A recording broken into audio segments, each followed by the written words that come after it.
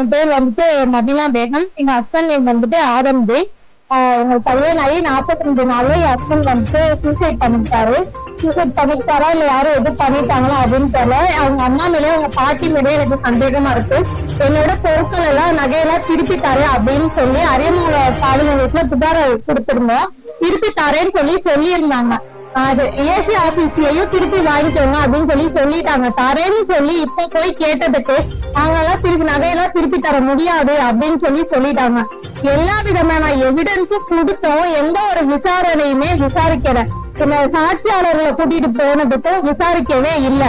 இல்லாத ஒரு ஃபேக் நியூஸ என் மேல வந்துட்டு கொடுத்துட்டாங்க. 4 மாசமா வெளியே போகவே இல்லை. வீட்டுக்குள்ளதான் இருக்கிறேன். எங்க அப்பா வந்து கஷ்டப்பட்டு கல்யாணம் பண்ணி வச்சாங்க. வீடெல்லாம் வித்துதான் கல்யாணம் பண்ணி வச்சாங்க. இல்லாத ஒரு ஃபேக் நியூஸ் வந்து என் மேல கொடுத்துருக்காங்க. இதனால குடும்பமே மன உளைச்சல்ல இருக்குது. எனக்கான நஷ்டத்தை வாங்கி கொடுத்து இதுக்கு நல்ல தீர்வு தரணும்னு சொல்லிதான் கலெக்டர் ஆபீஸ்க்கு வந்திருக்கு.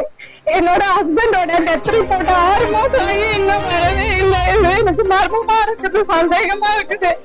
எனக்கான நியாயத்தை கலெக்டர் ஆபீஸ்ல வாங்கி தரணும்னு சொல்லிட்டு வந்திருக்கேன். நான் வந்து தனி கொடுத்தன கூப்பிட்டனாலதான் எங்க ஹஸ்பண்ட் சூசைட் பண்ணிட்டாரு அப்படின்னு சொல்லிட்டு சொல்றாங்க. அதெல்லாம் வந்து இல்ல. அந்த எங்க போன், எங்க 2 பேர் போனும் அரியமங்கலம் ஸ்டேஷன்ல தான் இருக்கு. அந்த போனு பார்த்தாலே தெரியும், செக் பண்ணி பார்த்தாலே தெரியும். அந்த மாதிரி எல்லாம் இல்ல. 6 மாசம் ஆகியும் எந்த ஒரு நடவடிக்கையுமே எடுக்கவே இல்லை. ஸ்டேஷன்ல போய் 6 மாசமா நான் வேண்டிக்கிட்டு தான் இருக்கேன். நிக்காத நாளே இல்ல. ஸ்டேஷனுக்கு போனா நீ தான் பிரச்சனை பண்ற, உன் மேல கேஸ் போட்டு உள்ள வச்சிருவேன், எங்க அப்பா கேஸ் போட்டு உள்ள வச்சிருவேன் அப்படின்னு சொல்லிட்டு மிரட்டுறாங்க. என் உயிருக்கு உத்தரவாதம் இல்ல. நகையை கேட்டு போனா ஆசிட் அடிக்க வராங்க.